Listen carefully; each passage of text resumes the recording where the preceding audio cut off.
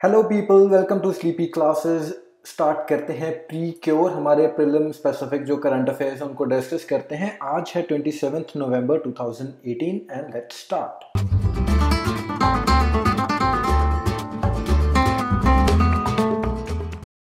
Video में हम बात करेंगे यूएन स्टडी फॉर वुमेन के बारे में, जिसको पब्लिश किया है यूएनओडीसी ने।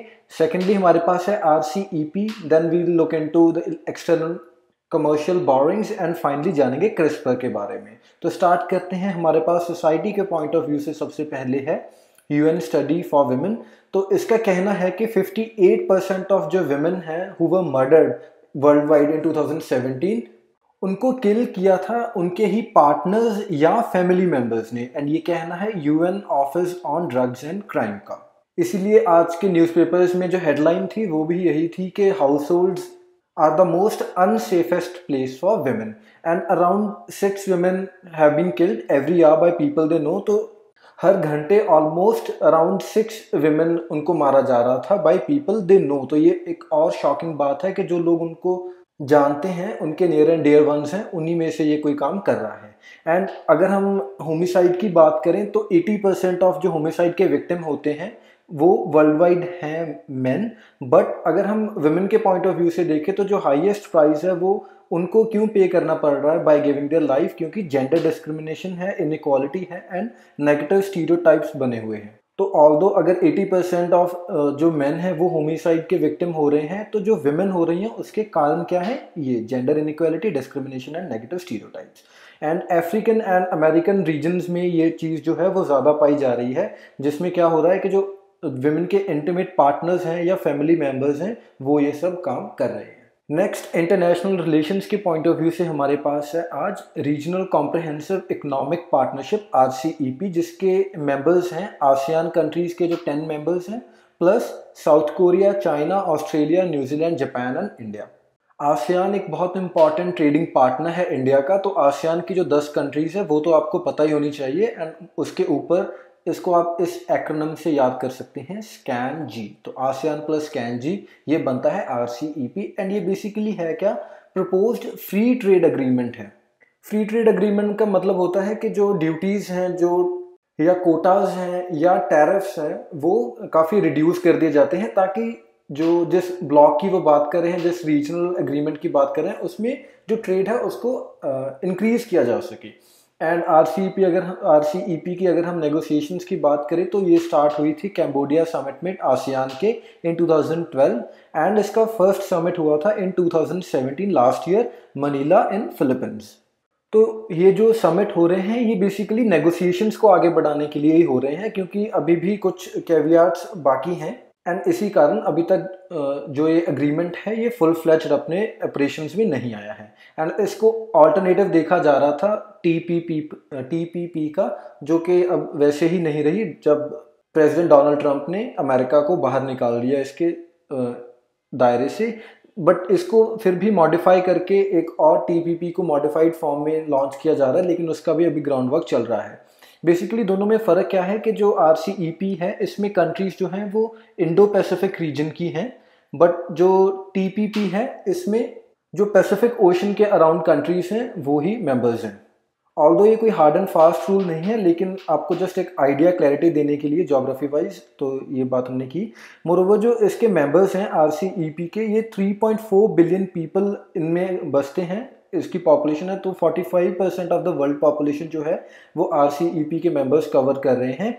And around 39% of world GDP इन्हीं मेंबर्स के अंतर्गत है।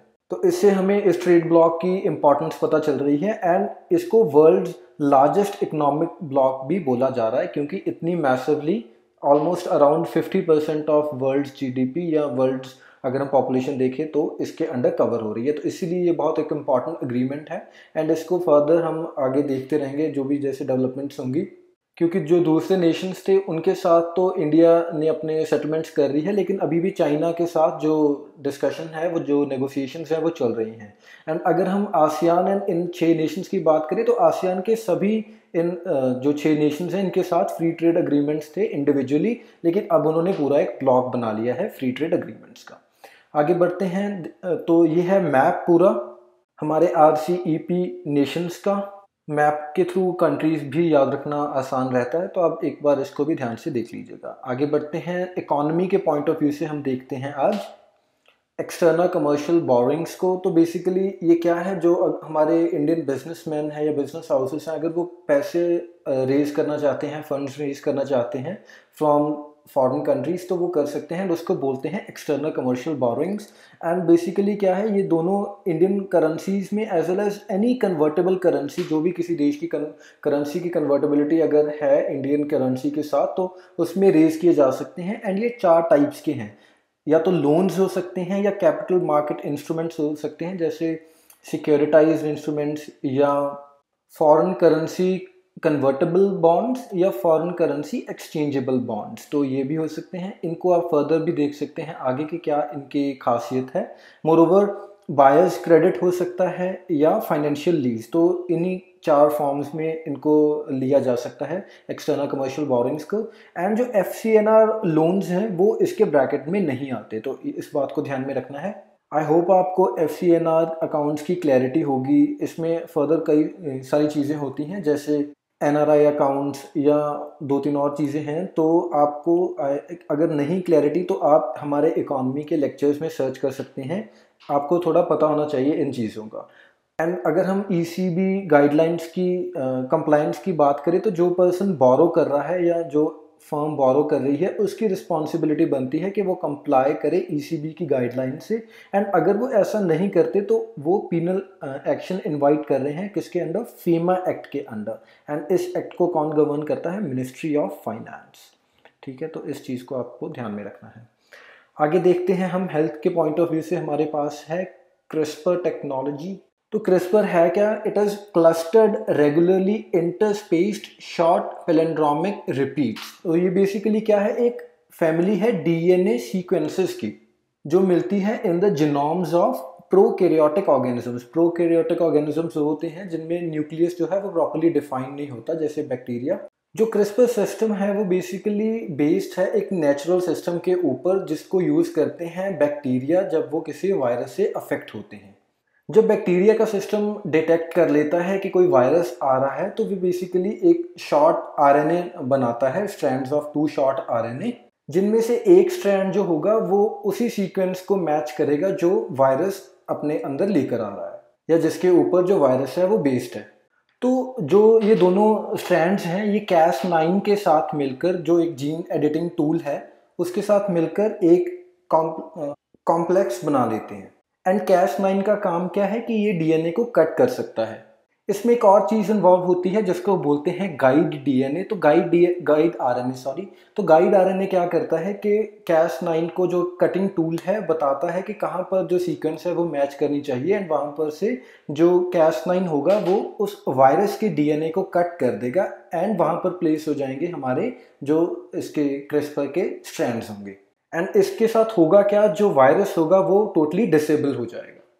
तो इसके ऊपर रिसर्च होती रही, एंड रिसर्चर्स ने क्या पाया कि इसके साथ हम सिर्फ वायरस का DNA नहीं बल्कि कोई भी DNA काट सकते हैं। एंड इसीलिए अब इस टेक्नोलॉजी को यूज़ करके क्या किया जा रहा है, इंजीनियर्ड बेबीज़ बनाने की ट्राई की जा रही है ह्यूमंस में। सो ये पूरी फंक्शनिंग है क्रिस्पर Cas9 की, जिसमें क्रिस्पर है हमारी DNA की sequence, and Cas9 is basically CRISPR associated enzyme है जो कट करता है DNA को। So that is all for today, मिलते हैं कल, बाय बाय।